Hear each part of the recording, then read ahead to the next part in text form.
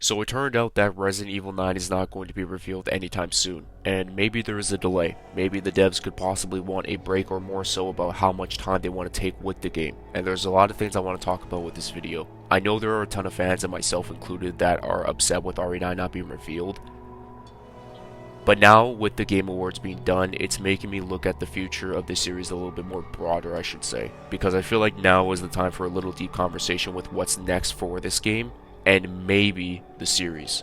2024 was a really big nothing burger for Resident Evil. We went through multiple rumor phases of many games from RE9, another Resident Evil 1 remake, even rumblings about an Operation Javier remake or DLC for RE4. Whatever it was all about, we heard it all this year, and ultimately, we saw nothing. As optimistic as fans were saying 2024 was going to be a huge year for RE, it wasn't. It actually was the quietest year for Resident Evil since 2018, and even then we had the RE2 remake trailer and other things as well. I know a lot of people are going to say, well, RE9 was confirmed by the director. It doesn't feel like much because everybody knew the game was in development. The confirmation was all we needed. So now we are going on to 2025 and saying, and to be completely honest with you, it's probably nothing. This could be a very long period of nothingness, and I don't find that to be a big problem.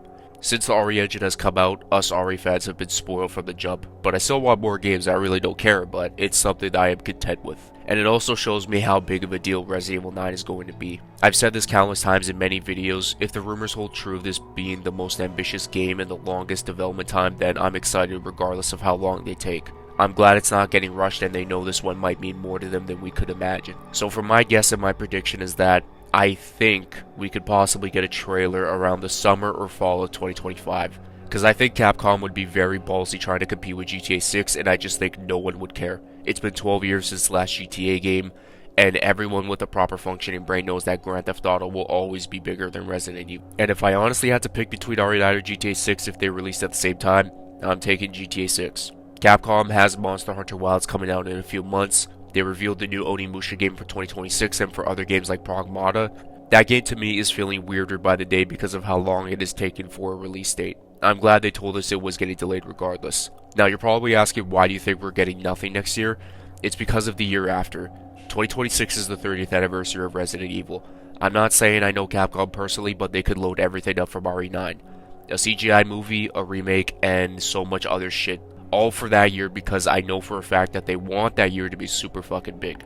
I think that is what they are aiming for in my opinion, and if there is a good time for us to take a nice break, it's probably now, especially if they want to gear up for 2026. Now speaking of CGI stuff, that is the only thing I won't rule out, because if Death Island was received well, I'm not saying like super good, but I would say at least better than Infinite Darkness, the plans for the next movie or project is probably in the works now. What is it going to be about? I have no idea. I wouldn't mind Leon taking a backseat to it all and pretty much sit that one out, especially if he's in RE9. Maybe somebody like Barry, Rebecca, or someone that I think deserves some spotlight or a nice return could be used really well, and I think that's what the CGI movie should be about moving forward, but then again they need a selling point, so maybe that's why Death Island was made in the first place.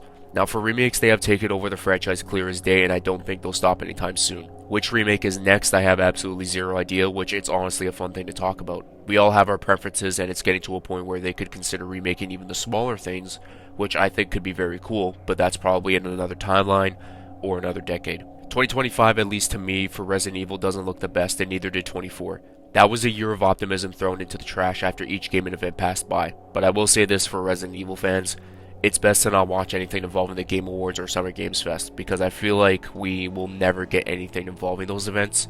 I just stay away from them unless you want to see something else. PlayStation events are probably the only ones that should be kept an eye on if we want to carry our copium tanks.